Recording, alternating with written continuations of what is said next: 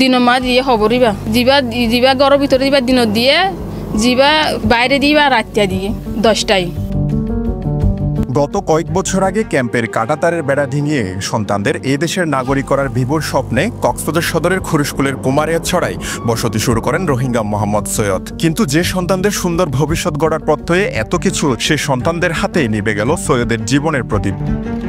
সোমবার সকালে নিজের স্ত্রী ও বড় সন্তানের সাথে কিস্তির টাকা নিয়ে বাকবিতণ্ডায় জড়ায় মোহাম্মদ সৈয়দ। এতে বড় ছেলে রফিক ক্ষিপ্ত হয়ে সজোরে আঘাত করে পিতার করুণ মৃত্যু নিশ্চিত করে। তোর হজকা আমি বুঝিতাম আর তুই জেলা সংসার আছে, তোর তুই সংসার আছে আর ফুয়ান আর সংসার বাড়ি তোর তো সংসার আর হমি তোর তো হুয়া লাখের হুয়া তিন আছে ই লই থাকিবা আর তোকা কিছু মজা হইতো আর তোকা বেকুম সমাধান করা হইতো। আর হতে তুই গাড়িলো নেল তো গাড়িলো নেলিবার সময় তোর নুরার বদার ফাইন ধরা ফিরা হবাই এলা না হতে তোর মারি ফেলালে খেনতে তোর মারি ওরা জিরত গলে খেনতে হ্যাঁ এর বাড়ানো একটা লয় মাঝি আর আরও দরদ গুড়ি পড়ি গিয়ে তারপর আরও দরদ গুড়ি পড়ি গ্যাস যাবে হাসপাতালে যাবে ওল্লা তুই গাড়ি আনো না গিয়ে আনো না হাসপাতালে নিজ না দরদ গুড়িতে পড়ি গিয়ে গে মেয়েরা আর হতুকু মাঝে আইসা দে আরও তো রক্ত আয় রেডি হয়তো হাসপাতালে নিয়ে যাবে দোয়াদি করে নেই হাসপাতালে নিয়ে যাবে তো গাড়ি আসছে আর গাড়ি আইতে আরও ফরাঙ্গি। এই নারী আরও জানায় এর আগেও পিতাকে শারীরিক নির্যাতন করেছিল তার স্বামী রফিক। শেষ পর্যন্ত সোমবার পিতাকে হত্যা করে প্রথমে রান্নাঘরে পুঁতে ফেলেন এবং পরে সেখান থেকে তুলে বাড়ির পাশে গর্ত করে পুনরায় পুঁতে রাখেন। আর এই ঘটনা ধামাচাপা দিতে সহায়ক হয়েছিলেন সৈয়দের ছোট ছেলে শাহাবুদ্দিন ও স্ত্রী মিনুয়ারা। শাহাবুদ্দিনের ডাকি আনি শাহাবুদ্দিনের নামাজ থেকে যাবে মেজো হওয়া শাহাবুদ্দিনের ডাকিতে দিবে শাহাবুদ্দিনের ডাকি আনি আর হইতে এত আব্বুর হাসপাতাল নিয়ে যায় তো আই ফরান মন বুঝ না ফরান আছে মূলত হাসপাতাল নিয়ে যা ই তো হতে ভাবি আব্বুর ফরান গিয়ে রাশাগুতুন ফরান আছে বলে দোয়ানোর মাঝে নিয়ে গিয়ে দোয়ানোতুন আবার ফরান গিয়ে বেড়ে ভাই মেজো ভাইয়ে আবার এড়ে নিয়ে আসি এড়ে বান্ডামা লাখি ওরা 10টা 12টা বাজে ফাগর মা দহন দেওয়ার পরে তারা দিন গিয়ে আবার রাইতে আসছে আর রাইতে 10টায় আবার বাইরে দিয়ে ফেলাই। কথা হয় কুমারিয়াছড়া এলাকার স্থানীয় বাসিন্দা আব্দুর রশিদের সাথে। সেদিন পাওনা টাকা খুঁজতে বাড়ির লোকজনের অস্বাভাবিক কথাবার্তায় সন্দেহ জাগে তার মনে। পরে একটি ছোট বাচ্চার মাধ্যমে জানতে পারে সৈয়দের উপর নির্যাতনের ঘটনা। সেই সূত্র ধরে খোঁজাখুঁজির এক পর্যায়ে বাড়ির পেছনে মরদেহের সন্ধান পায় এলাকাবাসী।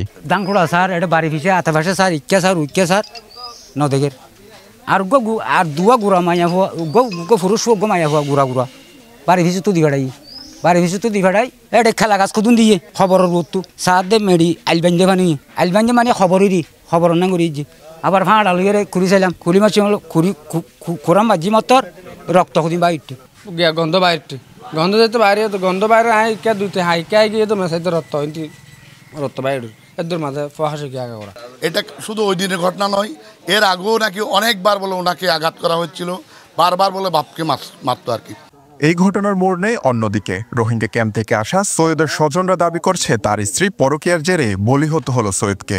এটা এখন আয়ের ঘটনা ফোনিত দে মানে আরোগ্য মানুষ বাতুন এন্ডিল্লা আছে দে এন্ডিল্লা ফোনি খবর ফোনির তো ইয়ানোর বিষয় মানে গরম মাঝে ঘটনা বাড়িরে মানে মা লই বাপ লই ঘটনা বাজছে দে টাইমের মাঝে বাদে ফুয়াইন দিয়ে দড়ি হরে কি করছে বাপরে মানে মারা ধরা করছে দে এর দূরের মাঝে বাপর মানে মৃত্যু মানে আরোগ্য ওই আগুন লইরে মানে ডাঙ্গর দিন ফোন লইরে ফোন দিয়ে লইরে ঘটনা দিয়ে তো আর মার বন্ধাই খরচ শেখায়ত খরচ এমন ঘটনার পরপর এলাকা জুড়ে চরম আতঙ্ক দেখা দিয়েছে স্থানীয়দের মাঝে।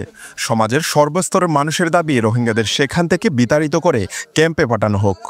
মাননীয় চেয়ারম্যান মহোদয় যে আইডি কার্ডটা বাতিল করে দিচ্ছে, এই আইডি কার্ড বাতিল করার পর আমাদের কথা হচ্ছে দেশের প্রশাসন অবশ্যই ওদের জায়গা মতো পৌঁছে দেওয়া উচিত ছিল, কিন্তু কেন ওই প্রশাসন এখনো তাদেরকে আমাদের এখানে রেখে দিছে।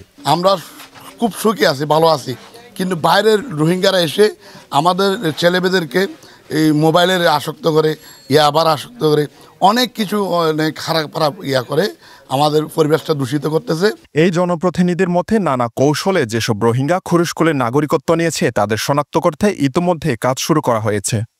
আমার পরিষদের পক্ষ থেকে আমার কুরুস্কুলে যতগুলো রোহিঙ্গা বুড়ার হয়েছে তাদের আমি তথ্য নিচ্ছি, তাদেরকে আমি একটা কলামে নিয়ে আসবো। প্রত্যেকটি বুড়ার ফাইল থেকে তদন্তর মাধ্যমে যারা আগে কোনো না কোনো মাধ্যমে বুড়ার হয়েছে তাদেরকে আমি বাছাই করব, তাদের বাছাই করে আলাদা একটা প্রতিবেদন দেব। সৈয়দের মৃত্যুর ঘটনায় ইতোমধ্যে দ্বিতীয় সন্তান জাহাঙ্গীর বাদী হয়ে মা ও বড় ভাই রফিককে অভিযুক্ত করে মামলা দায়ের করেছে। এভাবে কি আমার বাপের হত্যা চাইছে, হত্যার কি মানে গিয়া হইবার মতো শাস্তি পাক এটা চাইছে আর কি। মামলার বাদী হয়েছে আমি, আসামি হয়েছে আমার ভাই বড়টা রফিক, তারপর তো মা মিনারা বেগম। পুলিশ বলছে মামলার প্রেক্ষিতে সৈয়দের হত্যার ঘটনায় বড় ছেলে রফিক ও স্ত্রী মিনুয়ার আটক রয়েছে এবং পরবর্তী আইনানুগ ব্যবস্থা প্রক্রিয়াধীন আছে। মোহাম্মদ রফিক তাকে এবং তার মা মিনারা বেগম দুজনকে এজাহার নামে আসামি করে। তো আমরা ইতিমধ্যে একটা মামলা রুজু করেছি এবং তাদেরকে বিজ্ঞ আদালতে সুপর্দ করেছি এবং আমরা এই ঘটনার পিছনে আরও কোনো কারণ আছে কিনা অন্য আমরা সেই লোককে কাজ করছি জানার জন্য। পৃথিবীতে কতটা নিষ্ঠুরতম ঘটনা ঘটলে আপন মা ও ভাইয়ের বিরুদ্ধে কাঠখড়ায় দাঁড়িয়ে বলতে হয়, এরাই আমার পিতার খুনি, আর এই খুনের সর্বোচ্চ শাস্তি চাই। এই ঘটনায় বলে দেয় ক্রোধের কারণে মানুষ কতটা হিংস্র ও নির্মম নিয়তির শিকার হতে পারে। বিশ্বজিৎ মল্লিক, পেনোয়া নিউজ।